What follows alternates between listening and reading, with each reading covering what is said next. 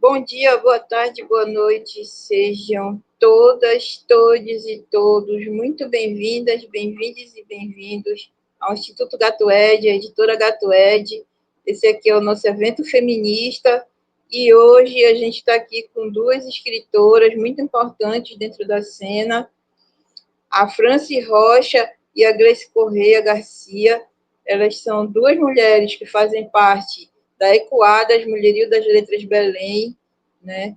E estão mudando a cena da literatura aqui no país, aqui na nossa região, principalmente. A Franci é poeta, escritora, editora, produtora cultural, se vira nos 30, é mãe, é filha, e a Gleice também está nessa cena aí, movimentando tudo, e ela escreve livros infantis, e ela escreve livros adultos, ela escreve livros para mulheres, e ela divulga, ela vende, e está na cena. Então, meninas, sejam bem-vindas ao nosso evento. É uma honra ter vocês aqui. Eu vou pedir para vocês falarem mais um pouquinho assim sobre vocês, para a gente entrar no assunto adequadas e a gente fazer aí essa nossa conversa e explicar direitinho para a galera quem somos nesse movimento todo. Quem começa?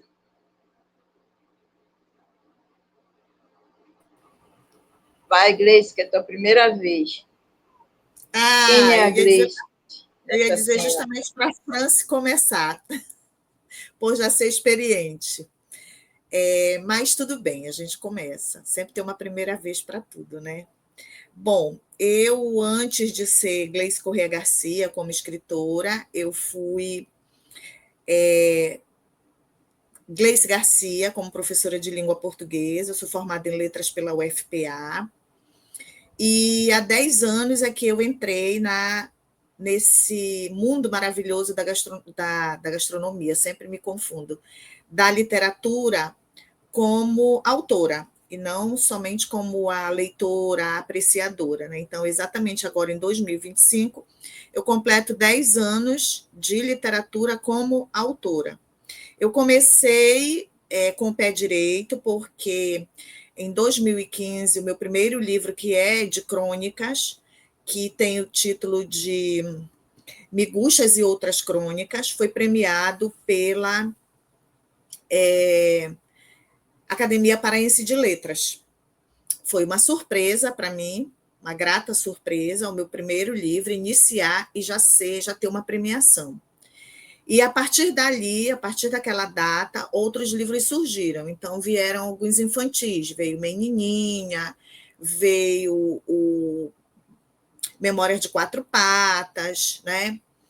E veio O Menino que se Cansou do Verde. Depois, um outro livro meu, também já de cunho adulto, foi o Feminas, que foi premiado pela Fundação Cultural do Pará em 2023, né? Em contos. Também fui com o pé direito, estreando em contos e já com uma premiação de grande importância, né? Junto com o Feminas, eu também consegui lançar um outro livro infantil, que para mim é de uma importância muito grande. Todos os meus livros infantis, para mim, são filhos mais dos quais eu tenho um cuidado maior, porque a gente está falando com criança. Mas quando se trata desse mais recente, que é a Aurora e o Arco-Íris, eu busquei falar de temas um pouco tabus quando a gente vai tratar com criança. Luto, porque o livro se passa, a narrativa se passa quando aconteceu a pandemia, né? Eu trato a adoção de uma criança negra, porque na fila da adoção ainda se vê que a prioridade é para as crianças que sejam brancas, né? As crianças negras, as crianças de pele escura, elas vão ficando para trás e muitas vezes nem conseguem passar pelo crivo da adoção. Então, a Aurora é uma criança negra adotada. E algo assim ainda mais delicado de se falar, e eu, por ser mãe de 2 rapazes e avó de 2 rapazinhos, e ter sido educadora de adolescentes, pré-adolescentes também, por 33 anos, eu me sinto na responsabilidade de puxar esse tema, que para mim é algo muito delicado e que precisa ser falado, que é o casamento entre pessoas do mesmo gênero. Então, a Aurora, ela é adotada por 2 moças. A Aurora tem 2 mamães. E no livro da Aurora, eu busquei a forma leve de tratar do assunto quando os pais de uma das mamães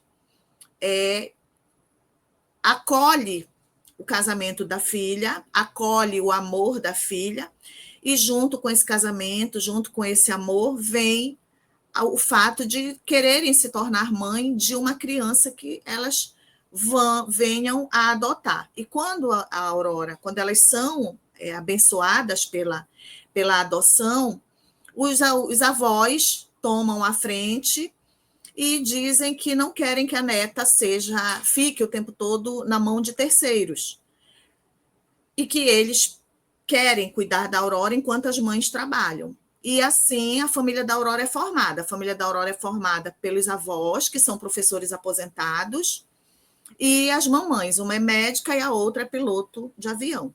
E vem a pandemia.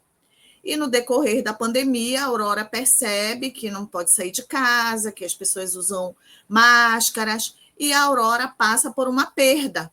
Então, aí a gente vai falar um pouco do luto, como tratar o luto com uma criança de 5, 6 anos, que é a faixa etária da Aurora. E vem a simbologia da esperança. Muitas pessoas acham, inclusive, que o fato de eu ter 2 mães para a Aurora, daí o título Arco-Íris, e não foi essa a intenção, apesar de que casou muito bem. Mas a intenção foi que, na Bíblia, biblicamente falando, quando o mundo passou pela questão do dilúvio, na Bíblia cita uma passagem que Noé teria sido avisado que o mundo seria povoado novamente quando ele visse no céu o arco-íris, porque seria de novo a aliança de Deus com os homens. Então, o arco-íris na literatura, nesse livro da Aurora, é a simbologia de que vai ficar tudo bem, porque a gente está passando pela pandemia. Então, é o símbolo que a Aurora tem com essa pessoa que ela perdeu. Quando ela está muito triste, ela sente falta, ela chora, as pessoas que ficaram falam para ela, olha, mas você lembra que a pessoa falou que quando você ficasse triste, você olhasse para o céu e visse o arco-íris, era a pessoa dizendo para você que era para você ficar calma, porque tudo ia ficar bem. Então, o título, A Aurora e o Arco-Íris, depois é que eu fui ver, eu costumo dizer que quando eu escrevo é meio uma entidade que toma conta de mim, porque depois eu olho e falo, como é que eu escrevi isso? E aí eu vejo que a aurora nada mais é do que o amanhecer, né? É um fenômeno natural, saindo das trevas, saindo da noite, chegando novamente os raios do sol, a aurora, e o arco-íris, a simbologia de que vai ficar tudo bem. Então, no momento, o meu queridinho infantil é esse, a aurora e o arco-íris, que foi lançado também ano passado, na Feira do Livro, junto com o Feminos. E aí, logo em seguida, veio o livro que vai abraçar a minha outra paixão, que além da literatura, é a gastronomia, porque quando os meus filhos voaram, filhos são pássaros, né? Os 2 voaram ao mesmo tempo, e quando eles voaram exatamente em 2015, eu fiquei pensando o que eu poderia fazer para não sofrer a síndrome do ninho vazio, não achar que aos 50 anos, criei os filhos, eu já posso morrer. Não, eu tinha que renascer, né? Uma fênix. Você sofre, você chora, eu morro de saudade dos meus filhos, agora dos meus netos também, mas a vida segue, eles estão vivendo a vida deles, eu estou vivendo aqui a minha numa outra fase, bem diferente, porque agora eu não tenho aquela responsabilidade com criança, com horário, com adolescente, na formação. Eu só tenho que mimar os meus netos. Eu não preciso me preocupar em educá-los, em formá-los, porque isso é a função dos meus filhos, que são os pais, né? E aí veio a ideia de estudar novamente, fazer um outro curso. Mas eu queria um curso que fosse mais rápido e um curso que me desse imediatamente um resultado. E eu queria estudar algo que me desse prazer. E aí veio a gastronomia. Então, a gastronomia entrou na minha vida, na verdade, em 2018. Eu entrei em agosto de 2018 e me formei no meio da pandemia. E quando eu me formei em 2020, já em 2021, eu já fui chamada para ministrar aulas como professora contratada, professora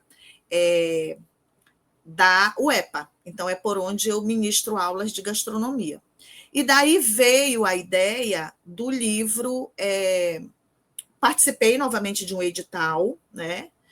E o meu marido é o meu editor, e a minha editora é a do meu marido também. Então, eu digo que eu sou muito agraciada, muito pé direito mesmo na literatura. Eu me sinto felizarda com isso, não tenho problema nenhum também em falar isso. E veio o edital e ele me escreveu e chegou e falou assim: olha, você foi aprovada no edital. Eu falei, tá, mas qual é o edital? Qual é o material? É o quê? É infantil? É crônica? É conto? Ele falou, não, é um livro que você ainda vai fazer, onde você vai misturar gastronomia, crônica e fotografia, que é o que você gosta. Eu falei, meu Deus. E o que eu pensei? Pensei, tá tudo bem, porque crônica, eu escrevo crônica. Receitas, escrever as fichas técnicas é o meu trabalho atualmente. E fotografia, a gente contrata alguém para fazer as fotografias bem feitas, né? Dos pratos, dos preparos. Eu me enganei, porque foi um gestar, realmente. Foi um livro que levou quase 10 meses, assim, a gente já foi no limite no prazo. E é o livro O Sabor do Afeto, onde eu consegui colocar crônicas, tendo como papel principal alguns pratos, como um tamuatá assado, um cozidão feito com macaxeira, um feijão feito numa escola pública, e colocar buscar o afeto dessas histórias envolvendo comida, porque comida é muito mais do que nutrir o corpo, é nutrir a alma, é nutrir o espírito, né? É você marcar a vida de alguém de uma forma saborosa e que vai ficar na memória dessa pessoa para sempre. Eu lembro, por exemplo, falando de pandemia, que eu perdi uma amiga muito querida na época da pandemia, e quando ela foi internada, eu liguei para a irmã dela, que era professora na mesma escola que eu trabalhava, mas que a gente não tinha quase contato, a gente quase não se encontrava. E eu me apresentei para ela, falei, olha, eu sou muito amiga da sua irmã, eu sei o que vocês estão passando, e eu queria te ajudar de alguma forma, eu queria que você me dissesse como eu posso te ajudar. E aí ela me falou, olha, estamos todos com Covid na casa. A minha irmã está internada e o marido da minha sobrinha também. E nós que estamos na casa, estamos todos com Covid. E eu falei para ela, eu posso te ajudar indo te levar, se você aceitar, uma sopa. E ela falou, eu vou te agradecer sempre essa sopa. E eu lembro que eu e o Alfredo íamos no condomínio, levávamos, acho que a gente foi umas 3 vezes, levar sopa, canja, né? Deixávamos na janela do prédio, ela morava no térreo, e eles vinham de máscara e tudo e pegavam aquela sopa. Então, foi uma forma que eu me aproximei da irmã, que eu me aproximei.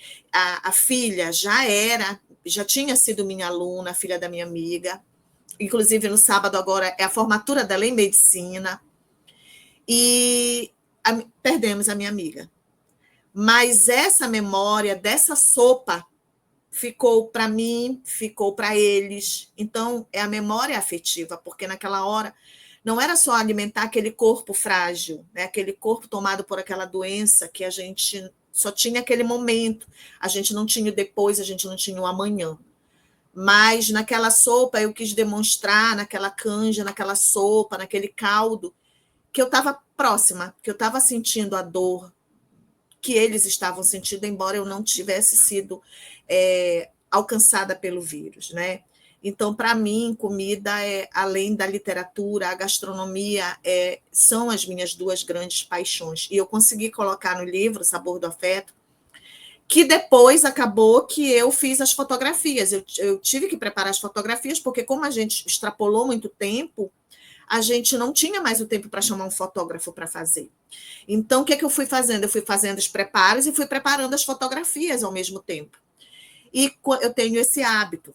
Então, quando chegou na hora da fotografia, que o editor falou, olha, agora as fotografias, vamos ver o que é que você tem.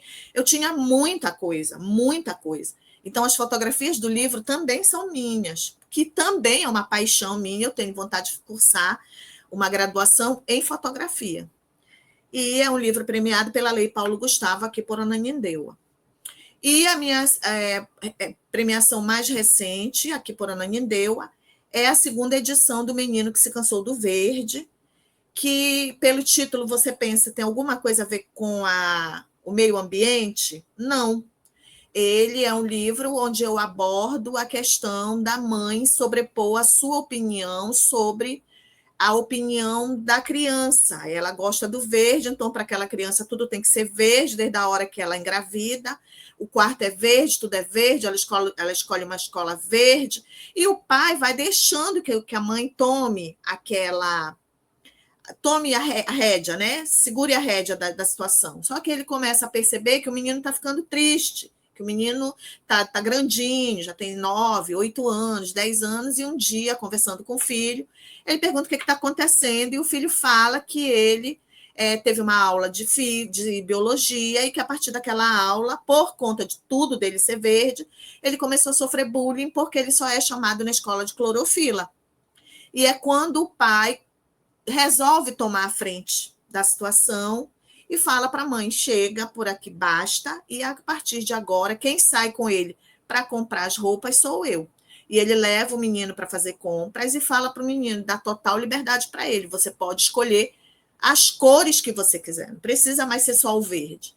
E o menino fica encantado, porque como ele não ia nunca, ele não imaginou que houvesse tanta possibilidade de escolha. Ele via nas outras crianças, mas ele não sabia que ele poderia ter essa escolha. Eu resolvi escrever esse tema, porque hoje eu vejo, inclusive, esse livro ele não é recente, mas eu vejo hoje, por exemplo, na criação dos meus netos, que um tem 2 anos e o outro tem 5, mas os pais já trabalham dessa forma, colocam 4, 5 opções e falam, olha, veja o que você quer vestir hoje.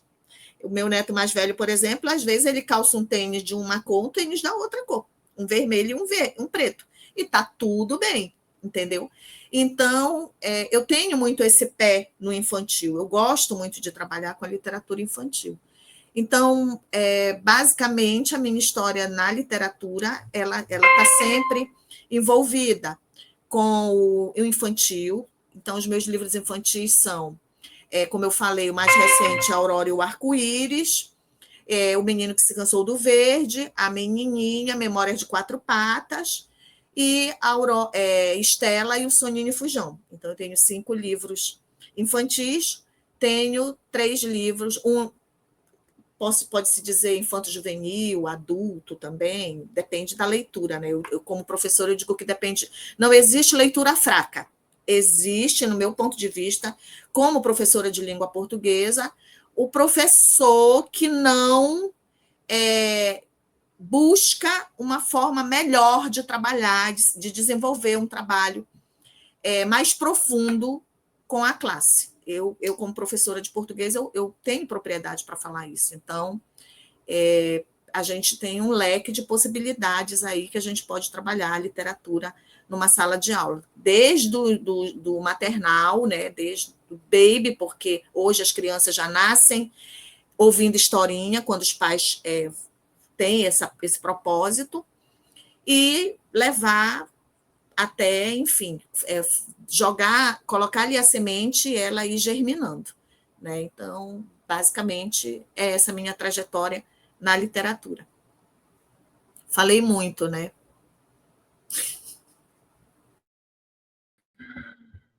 Não, acho que não é nem falar muito, né? Obrigada, quando a Gleice. gente não escreve muito, a gente fala muito. Mas, vindo para mim agora, né?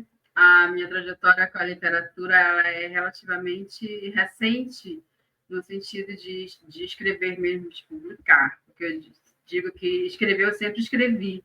Eu escrevia na minha agenda, tinha caixas. Eu lembro que eu tenho essa memória de que ali no auge da minha adolescência eu peguei uma caixa cheia de agendas. Eu tinha aquela agenda do ano, mas eu não escrevia nada de programação, era escrita mesmo, tinha foto, tinha não sei o quê, tinha florzinha, tinha tudo isso. Mas sempre eu escrevi de um modo reflexivo. Aconteceu tal coisa, eu ia pensando e escrevendo, né? Então, eu sempre escrevi, eu sempre digo isso, né? Eu sempre escrevi, mas o contato com a literatura mesmo, eu tive já na minha fase do ensino médio, que era lá no Rano Bittar, aí é perto do Centur, eu ia lá no Centur, descobri que tinha sessão circulante, saía toda semana de lá com 3 livros emprestados, eu lia o que eu conseguia e voltava. Mas o meu processo de leitura começou lendo dicionário e lendo a enciclopédia, Delta Larousse. Eu passava horas sentada lendo a enciclopédia. Me chamavam de enciclopédia na escola, porque eu ficava explicando como eram as coisas, como surgiam as coisas, e também utilizava palavras difíceis, porque eu chegava na escola, imagina, né? Oitava série, eu chegava lá e dizendo assim, porque você tem que ter parcimônia. Todo mundo brigava comigo, como assim, sai daqui? Porque aí diziam que eu cuspia o dicionário, né? Mas porque eu lia, né? Eu pegava e ficava lendo como se fosse um livro, que de fato eu lia um livro, né? E aí, esse contato que eu sempre tive com a língua portuguesa, com as palavras, com o significado, e eu acho que isso me estimulou a sempre buscar o significado das palavras. Eu tenho muito isso. Por exemplo, você, Gleice, falou sobre a questão do nome da sua personagem, da Aurora. Quando eu estava escrevendo, que finalmente eu terminei, está na revisão o meu livro, para chegar no nome da minha personagem, eu fiz pesquisa do nome também, do significado. Fiquei, inclusive, entre Aurora, Isis e Pérola. Venceu a Pérola, pelo contexto da história, de tudo. Mas a Aurora me tentou muito a utilizar esse nome justamente por essa questão do alvorecer, de vir uma nova chance, né? Então, assim, eu acho que é muito simbólico esse nome. Ele tem um peso, assim, bem, bem profundo, que é muito, muito bonito. Então, esse processo que eu tinha era muito meu. Era eu comigo mesma, eu mesma irei, né? Sempre nesse mundo fechado, né? Então, assim, a partir de 2022, que eu, de fato, pensei, por que não escrever um livro, né? Então, eu reuni tudo aquilo que eu já tinha publicado, que eu tinha blog, catei lá no blog, textos, formatei, tudo na minha intuição, né? Não tinha ainda a experiência e fui fazendo e fui gostando, né, disso. De certa forma, me encontrei, né? Eu fui encontrando caminhos e me encontrei nesse caminho que eu buscava. Então, hoje, isso migrou para para minha área profissional, que é a produção editorial, né? Então, eu trabalho especificamente, que eu digo, eu sempre puxo sardinha para o meu clã, né? Eu trabalho especificamente com mulheres. Eu sempre digo assim, não tenho nada contra os homens, não desejo que eles não tenham sucesso, mas eu acho que a gente tem que valorizar as manas, a gente tem que fortalecer as outras mulheres, porque a gente está aí há milênios ficando para trás, né, sendo preteridas. Então, eu acredito que essa é uma ideia e filosofia que eu tenho para mim, né, de sempre trabalhar com a mulher, né? Então, eu tenho clientes que a gente está produzindo livro, penso em todo o processo do livro, na história, ilustração, se tem, se não tem, enfim, eu faço todos esses trâmites aí que a gente precisa para o livro estar lindo e maravilhoso na nossa mão e encantando os nossos leitores, né? Então, essa minha trajetória com a literatura em si, com essa experiência, ela é relativamente recente, mas eu digo que eu acho que a gente sempre traz isso com a gente, né? Esse amor, essa vontade de estar ali, com as histórias. Eu pegava os livros, eu lia, eu me irritava, eu ficava com raiva, eu chorava, mas eu acho que faz parte desse processo, mas ainda assim, eu acho que quando a gente vem para esse processo da gente escrever, e também colocar as nossas vivências, porque eu acredito que a gente não escreve muito longe daquilo que a gente vive, né? A gente precisa. Eu acho que o texto ele passa pela gente enquanto a gente experimenta a vida. E aí, como vem a história da sopa, né? Mesmo que naquele momento de segregação, que ninguém podia chegar perto de ninguém para evitar, né, agravamentos e contágios, mas aconteceu justamente de, através de um alimento, você conseguir estar de, olha, tá vendo? Ali, porque naquele momento de você fazendo, você estava intencionando, né, desejando que aquela pessoa se curasse. Então, é uma experiência, né, gastronômica, mas também ela eu considero espiritual também, né? Porque a gente está colocando ali a nossa intenção. E uma vez eu não lembro onde que eu ouvi isso, que as pessoas dizem assim, preparar o alimento, né, fazer uma comida, ele é um ato que pode te curar, pode te adoecer, porque tudo depende da intenção que a pessoa está fazendo, né? Que é aquela história das magias, né? Mas isso é importante a gente pensar, porque da mesma forma que fazer um alimento, a gente também escreve, a gente também está intencionando alguma coisa, a gente está intencionando que aquela pessoa entenda isso aqui e cresça, evolua, né? Então, eu parto desse pressuposto para que aquilo que eu produzo de literatura seja tocante no sentido íntimo de cada um, que aquela pessoa se identifique e tenha isso como uma melhora de vida, de percepção, e a gente possa evoluir como humanidade. Porque se eu não evoluir, o outro não vai evoluir, e a humanidade continua aqui perdendo oportunidades, né, de ser melhor. Mas eu transfiro tudo isso para a literatura que eu produzo, e, claro, dentro desse aspecto que é o da mulher, que a gente tem que fazer a conscientização de determinadas questões, porque se a gente não fizer isso, a gente vai continuar ali, como diz minha mãe, encruada naquela ideia, achar que é isso mesmo, tem que ser dessa forma. Então, se a gente também não vier com esse olhar, ser essa agente de transformação, a gente não vai conseguir evoluir muita coisa, né?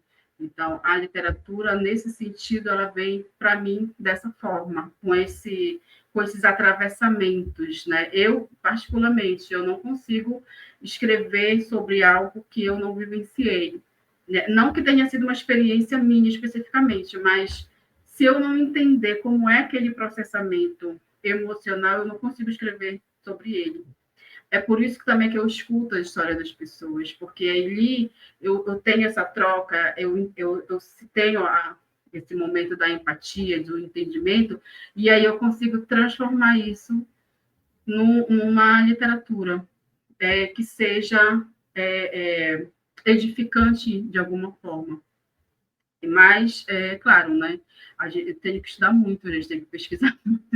Eu faço muita pesquisa, porque eu não saio escrevendo na minha cabeça.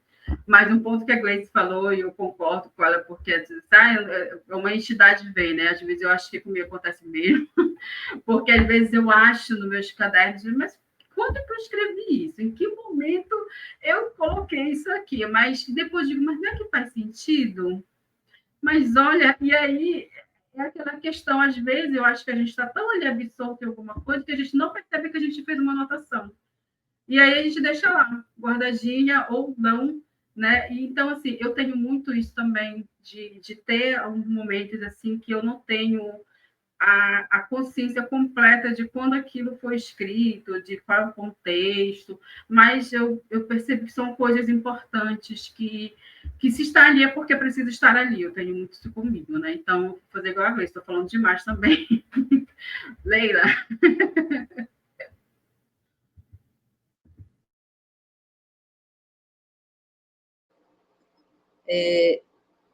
Muito bom conhecer, assim, sempre a história de cada uma que vem aqui para a gente conversar. São histórias recheadas, assim, de muitas outras histórias, né? A sede de escrever, a sede de falar, de contar o que está acontecendo, de colocar isso no papel, né?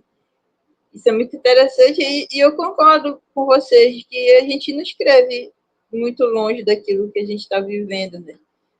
É uma coisa que eu estava até conversando com a Rosa Rodrigues, né? Que a gente sempre escreve aquilo que a gente vê, que a gente vivencia, que acontece próximo da gente, mesmo que não tenha sido com a gente, nem na época que a gente está vivendo, mas é alguma coisa que tem a ver com a gente. Isso é muito legal, acho isso muito interessante na escrita feminina, né? E aí, muito bacana ver essa história, as histórias fortes de vocês. E aí, eu quero que vocês me contem a história do Ecoadas, o que é o Ecoadas, Mulherio das Letras, contar um pouco dessa história aí para todo mundo conhecer. Quem vai começar? Franci? Tá. Tua vez, comece. Essa parte eu tenho que começar. Mas, ó, o Ecoadas, que hoje, né, a gente tem esse nome, ele começou como o primeiro sarau que a gente fez, né? Que começou com o Mulherio das Letras Belém. Hoje, agora, 2024, 2025, desculpa, a gente está migrando o nome para o Ecoadas, né? Porque é um movimento que ele abrange todos os lugares, né? Ele não é só aqui Belém ou região metropolitana, ele se expande por todos os recôncitos do nosso estado, né? Então, a ideia dessa migração de nome é justamente para que todas se sintam abraçadas por esse movimento, que se sintam livres para vir fazer parte com a gente. Mas o Mulherio das Letras, ele faz parte de um movimento nacional, né? Ele é considerado, né, os eventos off flip da Festa Internacional Literária de Paraty, que justamente ali, a Conceição Evaristo foi embrionária desse processo, Maria Valéria Rezende e outros nomes aí bem consideráveis dentro do cenário literário brasileiro, que elas questionavam por que não tinha mulheres nas mesas ali daquele evento que é gigante, né, que é o evento de Paraty, porque as mesas eram, em sua maioria, compostas por homens, né? E aí o mulherio, né, com o ONU no final, é justamente do questionamento que a Maria Valéria fazia. Cadê o mulherio? Cadê o mulherio? Cadê o mulherio daqui, né? Então, aí ficou o mulherio. E a partir desse movimento ali, que foi, se não me engano, 2016, esse questionamento ali, poxa, a gente deveria estar ali. Então, elas decidiram que no ano seguinte elas fariam um encontro somente de mulheres, né? Organizado por mulheres, com o protagonismo da mulher em todas as escalas, né? E aconteceu lá em João Pessoa, na Paraíba, que é a cidade que a Maria Valéria Rezende reside, e ali ela fez a movimentação, aconteceu o primeiro encontro nacional do Mulherio das Letras, e em cada vez que ele ia se expandindo, as mulheres sentiam a necessidade de fundar um que eles chamam de coletivos regionais, né? Cada um funda o seu na sua capital, na sua cidade, ou seja, o movimento em si, o Mulherio das Letras, ele não tem, como posso dizer, não é concorrência, mas tem o Ecoadas. Mas se a Gleice quiser fazer um em Ananindeua, tem a liberdade de fazer e vão se abraçar, vamos dizer assim, né? Então, existe essa liberdade de a gente fundar outros coletivos, Mulherio das Letras com outro nome, né? Em regiões mais distantes, sem nenhum problema, isso não é impeditivo, só porque temos de Belém não pode ter em outras cidades, né? Então, existe essa liberdade no movimento, mas a única condição, como elas dizem, é que quem tem que fazer tudo, protagonizar tudo, a estrela do espaço é a mulher. né? A gente até brinca que os homens não podem participar. Podem, eles só têm duas funções: comprar nossos livros e carregar as caixas, porque eles estão ali para nos prestigiar, né? Então, o movimento, ele se expandiu pelo Brasil, ele já abraça quase 8 mil mulheres. Existe um grupo no Facebook, que é um grupo fechado, porque é ali que se tira essas estatísticas, né? E, inclusive, ele já rompeu fronteiras aí entre continentes, né? Já está em Portugal, tem 2 cidades de Portugal, se não me engano, Lisboa e Cascais. Então, ele é um movimento que eu digo que ele é orgânico. Ele não precisa de propaganda, ele não precisa de pedido, né? As próprias mulheres, quando elas participam e conhecem a própria finalidade do movimento, elas dizem, eu quero fazer um aqui. Teve uma moça que veio para o Encontro Nacional, que foi aqui em Belém, no ano passado, né, em 2024, terminou o evento, aí ela mandou mensagem para mim, Franci, me diz como é que eu posso fundar um aqui no Rio de Janeiro. Aí eu disse, olha, você pode até falar, porque está mais próximo de você, procura a Rose Brasil, que ela também é do Rio de Janeiro, da capital.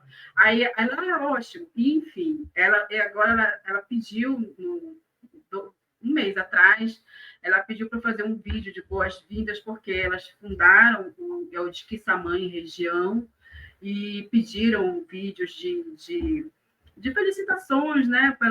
E as mulheres adoraram, foi notícia no Jornal da Cidade. Então, assim, foi muito bom esse movimento, porque cada vez que acontece um encontro, o clima que acontece, as mulheres se estimulam para que elas, poxa, eu também quero fazer lá na minha cidade, eu quero reunir, eu quero conhecer essas escritoras.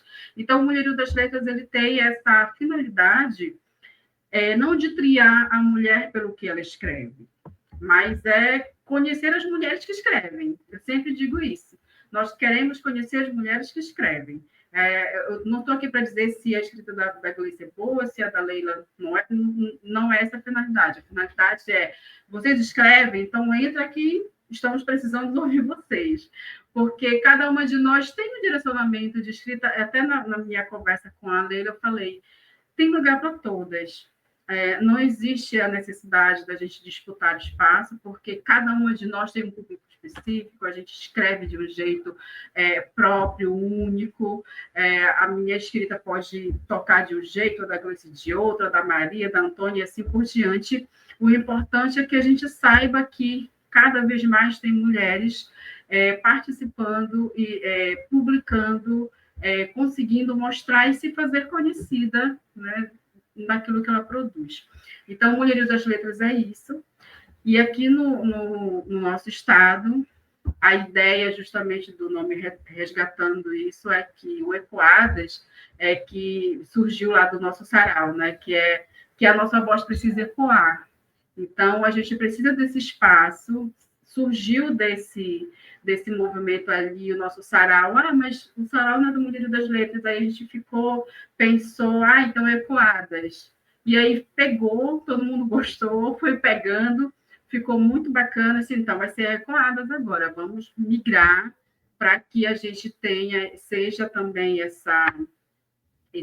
fazer esse movimento de recepcionar essas mulheres de outras regiões do estado, para que elas também integrem o coletivo, a gente conheça também. Eu sempre digo que minha meta agora é ter tempo de ler todas as mulheres que estão mais próximas aqui na região, porque a gente precisa de tempo e a gente precisa conhecer a escrita de cada uma delas. Então, esse nosso movimento do Mulherio das Letras hoje é esse, o Ecoadas é esse espaço de acolhimento e de recepção e de divulgação também, né? Agora, Gleice, pode falar um pouquinho.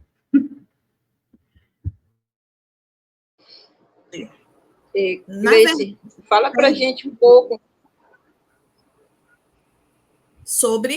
Fala para a gente um pouco sobre essa importância dessa união das mulheres na literatura, um pouco sobre essa questão das mulheres na literatura e a importância dessa união nesses movimentos. Eu vejo que a importância grande... a grande importância, realmente, a França até colocou, é nós nos conhecermos, nós percebermos quantas mulheres estão escrevendo, escrevem, né? Muitas, inclusive, usam da literatura, usam da escrita, uma forma, muitas vezes até de se apresentar ao mundo. Às vezes são pessoas totalmente, a escrita é totalmente diferente da pessoa que você conhece ali.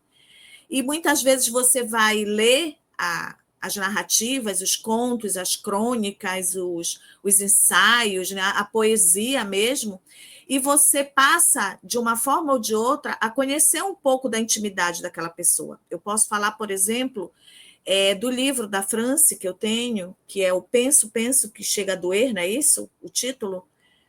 Que eu li e eu percebi, porque a literatura ela é bom porque ela dá para a gente essa possibilidade, né? Na verdade, eu não sou mais dona do livro a partir do momento que ele passa para a editora, né? A partir do momento que ele está na edição, que ele é publicado, vai depender muito de quem vai ver, quem vai ler, quem vai entender e como vai entender. Não é mais não é a minha percepção. A verdade é essa. Tem um pouco de mim? Pode ser que sim, pode ser que não, porque às vezes as pessoas acham muito que é a tua história, e nem sempre é. Ou às vezes é, só que está de uma forma metafórica. Então, quando a gente se encontra nesses movimentos, a gente percebe o quanto tem mulher escrevendo, quanto tem mulher boa aí, colocando coisas significativas para todas nós, né? Porque eu, como autora, eu tenho tido a grata, tenho ficado muito grata, tenho ficado muito feliz quando alguém lê algo meu e fala assim, poxa, eu me vi naquela história, eu li aquele conto e era a minha história. E são pessoas que muitas vezes você não tem uma intimidade. Ou seja, a nossa literatura, nós mulheres, a nossa literatura, ela vai fundo em algumas que a gente não tem nem ideia que a gente vai despertar, né? Porque muitas vezes, através de uma escrita da France, por exemplo, de uma escrita minha, uma escrita da Leila e de outras e outras autoras, a gente consegue despertar uma força dentro de uma outra mulher que ela não sabia nem que ela tinha, mas que, através da literatura, ela sente que ela pode colocar aquilo em prática, que ela pode, sim, ocupar o lugar que ela pretende, né? Que ela não precisa passar novamente pela situação da história do tu tem que engolir esse choro, tu tem que te calar, isso aqui. Recentemente, a gente teve, infelizmente, uma questão muito, muito delicada, que, infelizmente, no Brasil isso se repete muito, quando a Marina Silva ouviu do homem, ponha-se no seu lugar. Mas ela estava no lugar dela de direito, como ministra. E que ele não, quando ele diz ponha-se no seu lugar, ele quer dizer volte para a cozinha, volte para o tanque, volte para criar filhos, volte para servir os homens, né?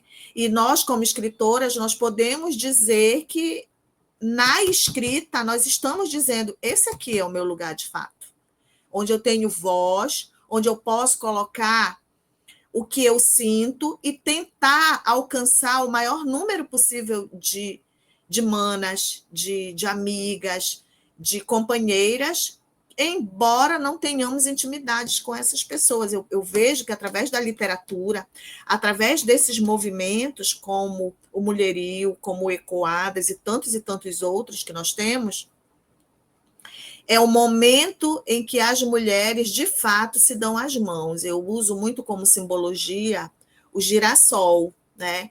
Que é no momento em que o dia amanhece cinzento, sem nem nada da luz solar, um girassol se vira para o outro e trocam as energias, né?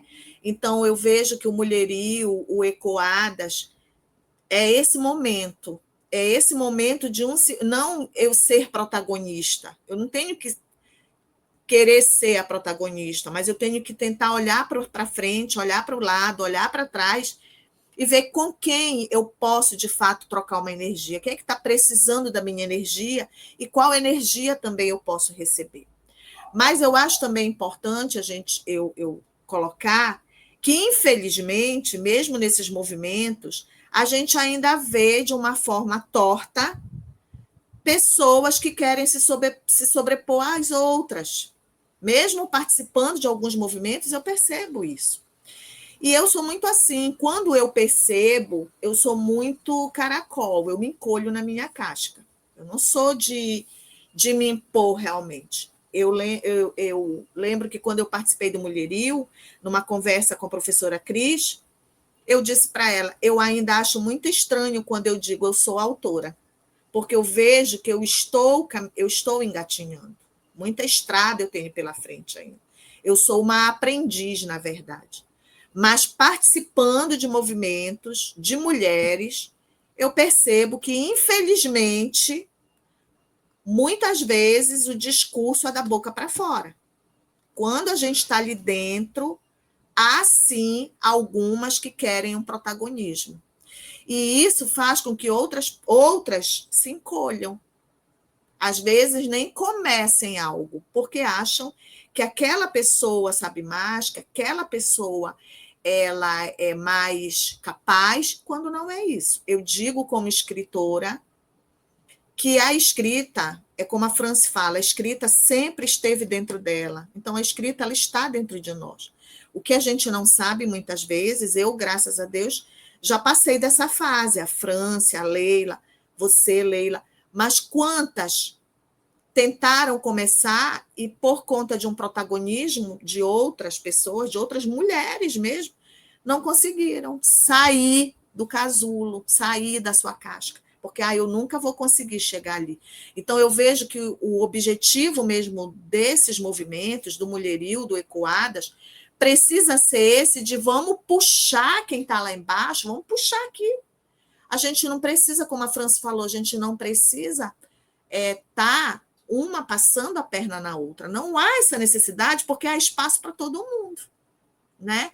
Então, eu penso que quando nós, de fato, mulheres, nos dermos as mãos e entendermos que juntas, é um clichê, mas é verdade, juntas nós somos mais fortes, eu acho que esses movimentos, eles tendem a crescer mais, a evoluir e apresentar verdadeiras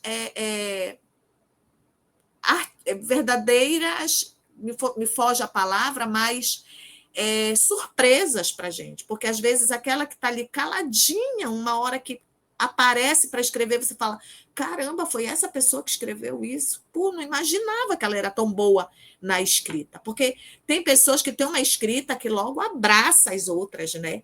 E às vezes ela está ali escondidinha, porque não, eu nunca vou ser uma protagonista, eu vou ser sempre um segundo papel, mas a gente não tem que se preocupar em ser o segundo papel ou ser protagonista, a gente tem que se preocupar em escrever, porque, para mim, também, a escrita, ela funciona como uma terapia. Eu acho que a Franci, eu não sei se a Leila passa por isso, talvez passe, porque todo escritor passa, quando a escrita está dentro de ti, quando a narrativa, a história, ela está em ti, ela te assombra, né? Ela não te deixa dormir. Ela fica, olha, quantos anos para escrever um romance, a Franci? Né? 2, 3. Então, ela dormiu literalmente com esses personagens. Ela sonhou com esses personagens causaram insônia até eles criarem vida. Eles criaram vida, eles já estão no romance. Eles não pertencem mais à Franci. A Franci deu luz para eles. E, a partir desse momento, eles estão no mundo, porque se já está na fase de fazer as correções, né, na fase de edição, editoração, bobagem da Franci se ela achar que são dela. Não são mais. Né? A Aurora não é mais minha há muito tempo.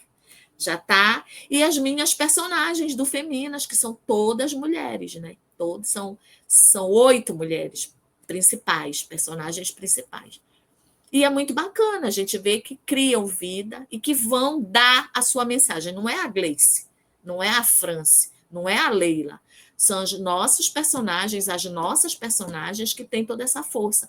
É muito bacana quando a gente lê, eu, por exemplo, eu sou muito saudosista, então eu termino de ler o livro e eu fico um tempo ainda de luto, com saudade daqueles personagens, até que eu comece a me adaptar a outro. E eu acho que vocês devem ter também esse vício. Eu não leio um livro, eu leio 2, eu leio 3 ao mesmo tempo, é uma loucura, né?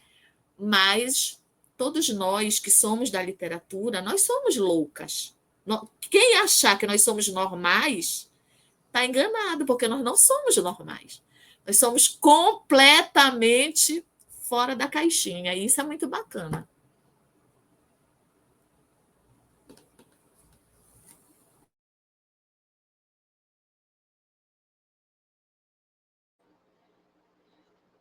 É isso mesmo. Liga meu microfone aí, Fran. É isso, porque se a gente fosse lá dentro, a gente não tá.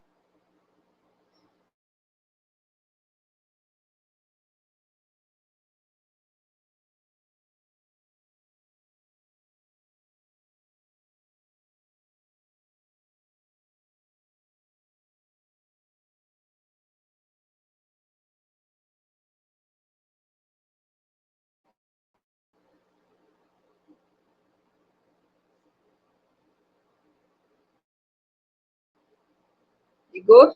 Estão me ouvindo? A gente tem mesmo que botar tudo isso para fora, que a gente é doida mesmo, que se a gente fosse, né, a gente fosse normal, a gente não escrevia, a gente não fazia um vídeo desse aqui para dar nossa cara a tapa, né, receber críticas, né, verdade? E eu concordo plenamente com vocês, assim, que a gente tem mesmo que se unir, a gente tem que dar o protagonismo de cada uma a cada momento, e é para isso que eu faço esse evento aqui, para a gente trazer a história de outras mulheres, a gente conhecer outras histórias das mulheres, dos movimentos que elas estão fazendo, as pesquisas, os livros que elas estão escrevendo, sabe? A gente precisa disso, a gente precisa se mostrar, né? Porque é lento o processo, muito lento, a gente recebe muito não, a gente leva muita porta na cara, a gente enfrenta dificuldades demais, e se a gente não se unir, a gente é derrotada na primeira tentativa. Ontem eu estava falando, sabe, na gravação do vídeo, tá lá. Eu falei para mim, não ficou gravado, e eu vou falar de novo, assim, porque acontece muitas coisas, assim, durante o dia a gente vivencia milhões de coisas, e aí quando chega na hora de gravar, às vezes eu penso mesmo assim, pô, será que vale a pena mesmo eu fazer as meninas gastarem o tempo delas aqui falando comigo e tal? Mas aí me disseram, não, vale, é bom.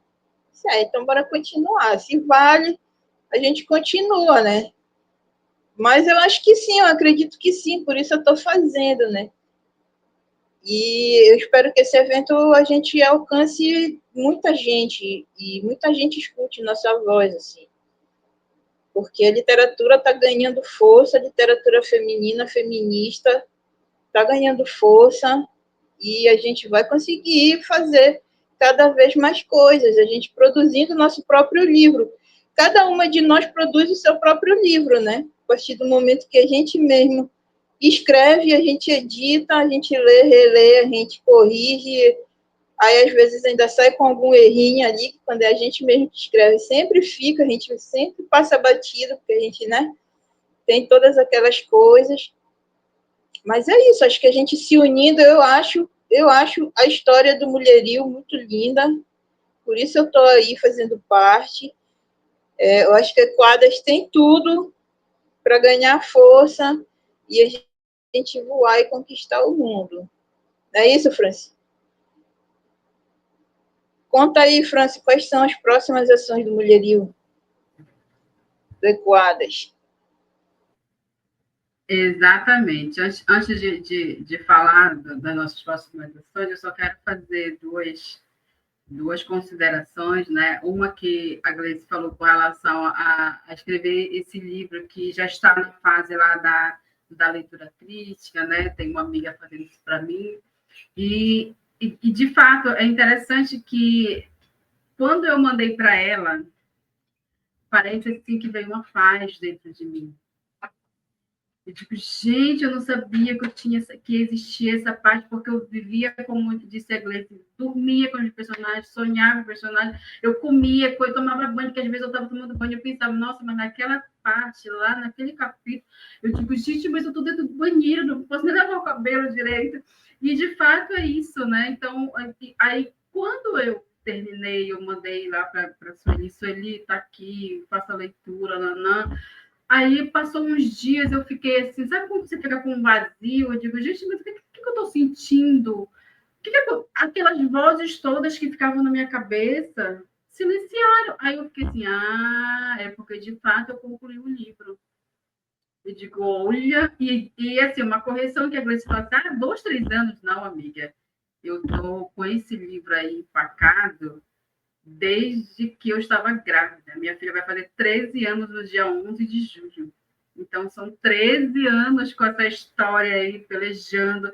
Agora, sim, quando eu comecei, de fato, a pegar tudo e formatar num livro, e escrever, e pensar, e reescrever, já foi a partir de 2022. Aí, essa fase mesmo bruta ali de escrever, mas a história, os personagens estão comigo aí há 13 anos, me assombrando, né? De olha, escreve, escreve, escreve. Então, assim, mas eu digo assim, gente, eu estou em paz pela primeira vez, mas aí qual é o ponto de a gente estar em paz, né? Começa a vir outras histórias, né? E aí, agora tem que escrever sobre isso, sobre aquilo. Aí eu digo, gente, já vai começar, não vou nem ter férias, vai começar outro. Então, nesse sentido, de fato, é como a Gleice falou, né? A gente concluiu uma etapa. Aquele livro, assim, eu sinto, gente, já não é mais meu. Aquilo ali, ele vai ser concluído, vai ser publicado, e aí ali as pessoas que lerem, se conectarem com aquilo, que uns vão amar, outros não, outros nem tanto, mas isso faz parte, né, do processo, né? É como a Leila disse, a gente escreve, fala, né, se mostra para dar nossa cara a tapa mesmo.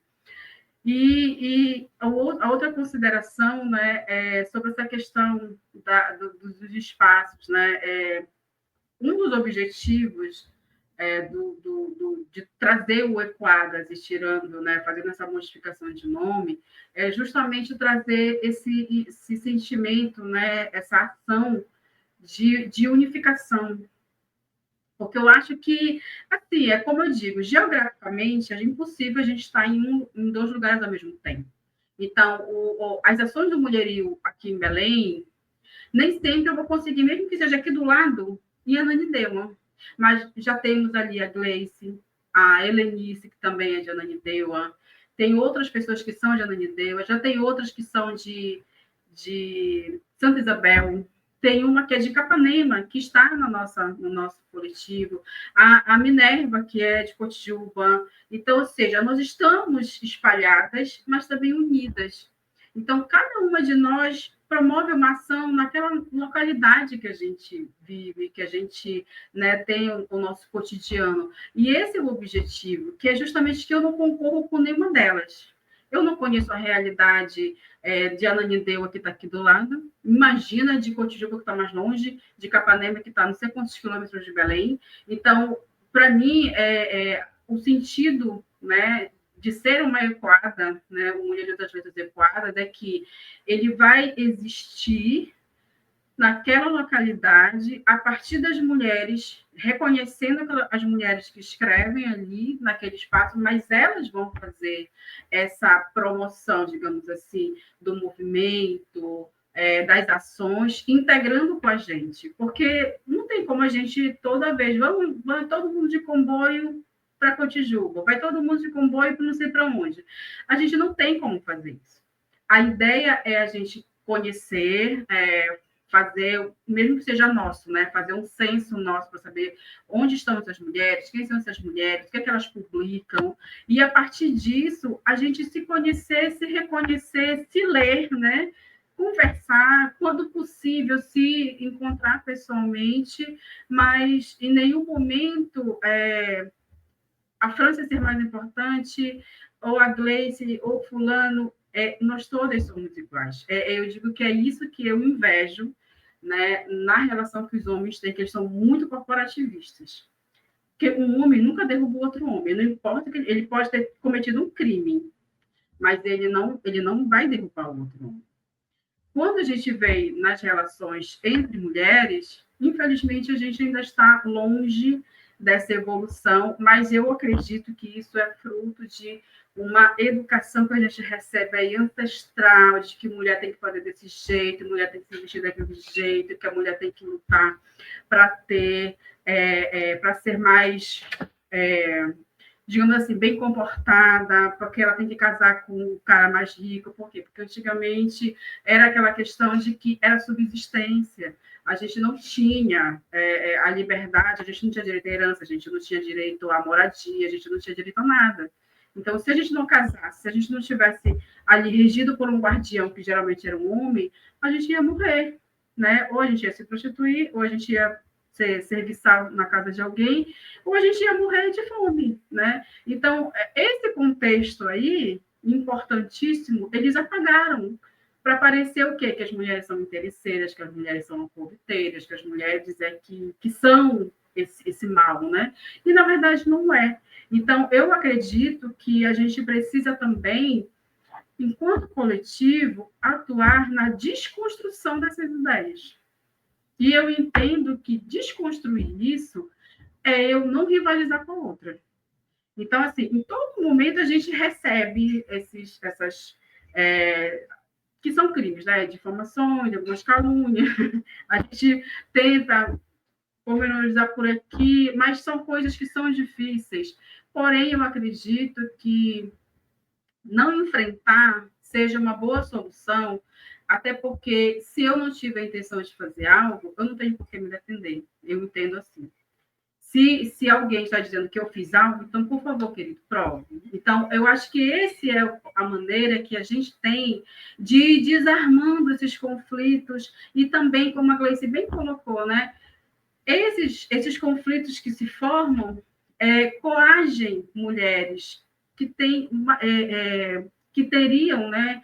Se tivessem a liberdade, mostrariam uma escrita maravilhosa.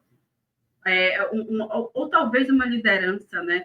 Eu acho que a gente também tem que saber reconhecer quando a gente não tem a capacidade, ou o jeito, ou o trato de ser aquela liderança que a gente gostaria de ser, né? Porque são muitas coisas. E quando eu vejo na outra, assim, poxa, a outra ali está fazendo legal, bora ajudar, bora incentivar, bora dividir, carregar essa sacola juntas, né? Porque a gente precisa dividir esse peso, porque é um peso muito grande. E então, as próprias ações, as próximas ações, né, já entram nessa seara, é justamente para ir desarmando essas ideias de competição, de que eu escrevo mais, escrevo menos, né?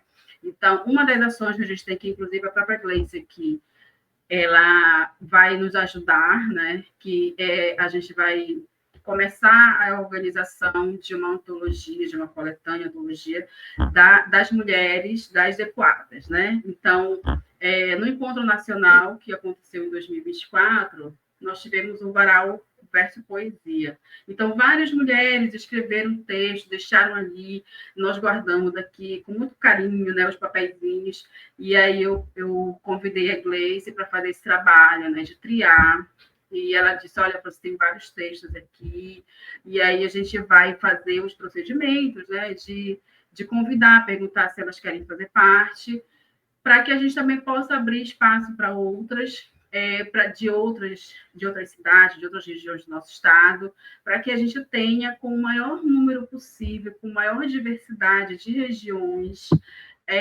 a primeira antologia do Equadras. Então, esse eu acho que é o primeiro passo que a gente vai dar no sentido de unificar essas mulheres que escrevem.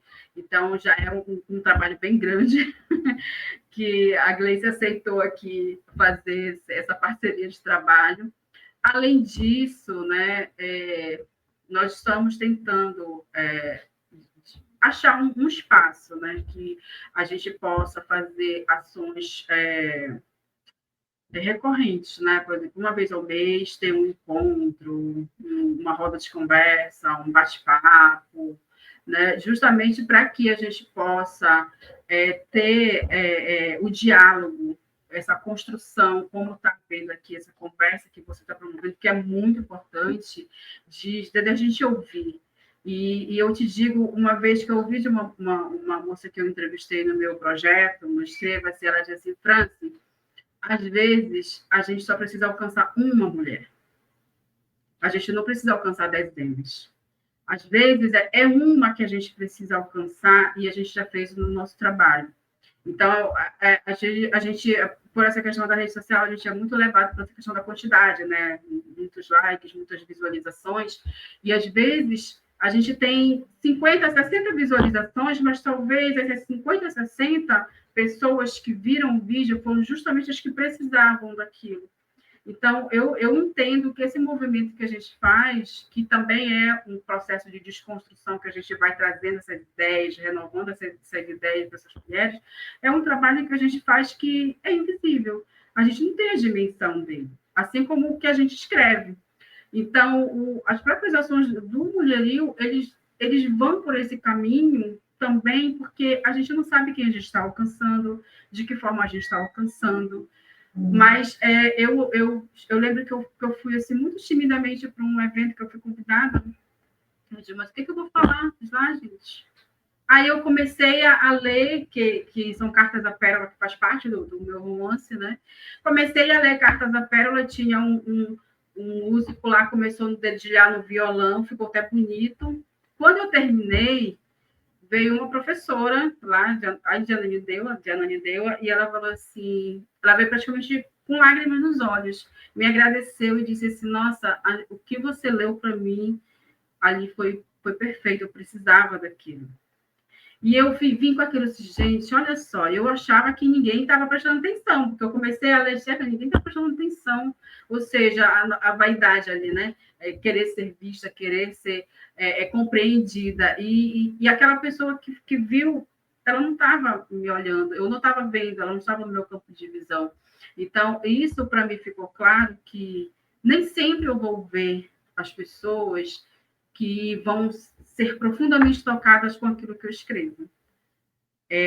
Poucas pessoas vão chegar para mim e dizer assim, parabéns, está lindo, perfeito. Mas eu sei que o que eu escrevo é muito importante, assim como o que a Gleice escreve, que você escreve. Eu sempre falo do texto do Fernando, que está na antologia da Filarte, que a Leila também participou, com toda a história do pet dela, do Fernando, é muito engraçada a história. Então, até então, eu não sabia que eram gatos, só descobri no final.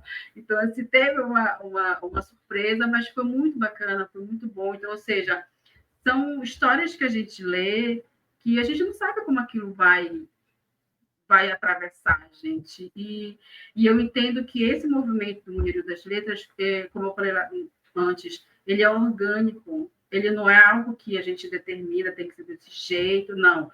Do jeito que ele chegou aqui, ele se formata, aí ele vai para ali, ele tem outra formatação, mas com algumas diretrizes, como a gente fala. Mas e o que isso significa? Que ninguém é igual, ninguém escreve igual. Nós somos, mesmo dentro do nosso gênero, nós somos diversas. Nós somos muitas, nós somos trilhamos caminhos diferentes, temos experiências diferentes, e o Mulherio da Letra tem hoje essa necessidade, vou te colocar dessa forma, de conhecer essas outras mulheres. Eu quero, de fato, conhecer todas as outras, né? Mas eu quero agora que a Gleice fale um pouquinho sobre esse nosso projeto, que é o que está mais em vias de andamento, em andamento, né? Que é o da nossa primeira antologia, porque eu acho que é um projeto bem bacana.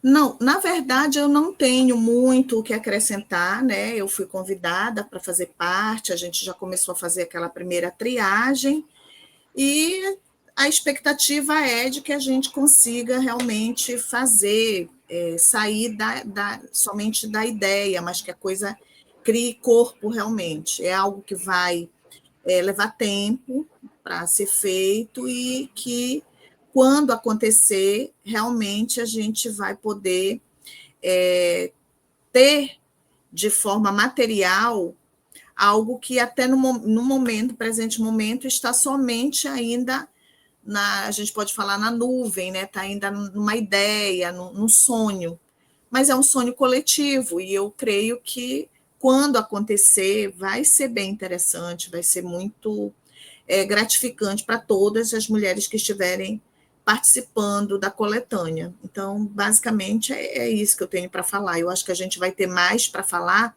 a partir do momento em que o processo começar, de fato, a tomar corpo, né? A tomar uma forma.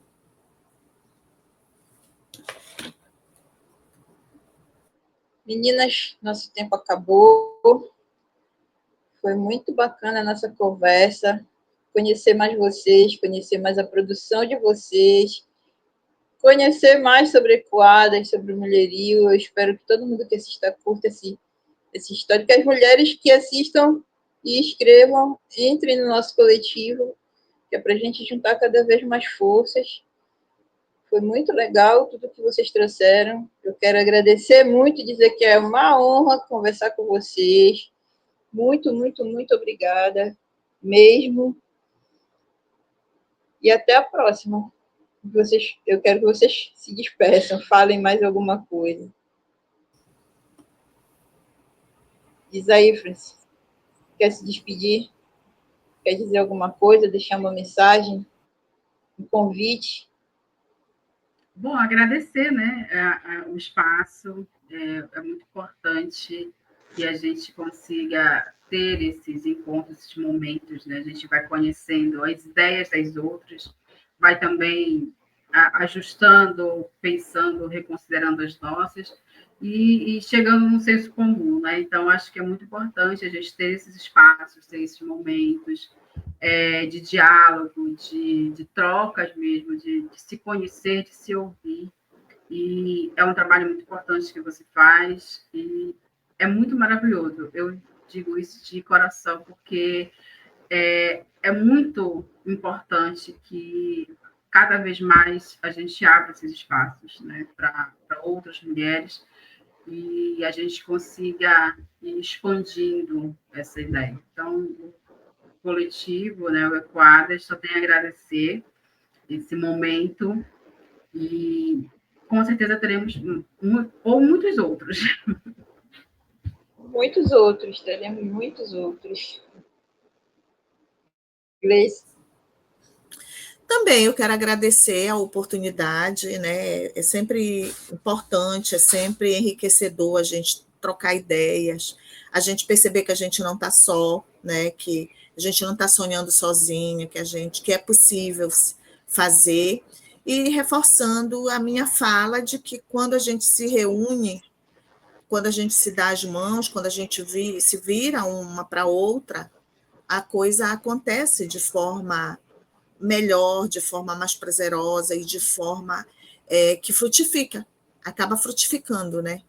E eu penso que é isso que a gente precisa, como mulher na literatura, como autora na literatura, e que cada vez mais a gente possa puxar mais pessoas, mais mulheres, para contribuírem aí na sua escrita, com a sua escrita. Obrigada, meninas. Galera, quem assistiu até aqui, assistam, curtam, compartilhem, se inscrevam no nosso canal, compartilhem material de qualidade. É isso. Até o próximo vídeo.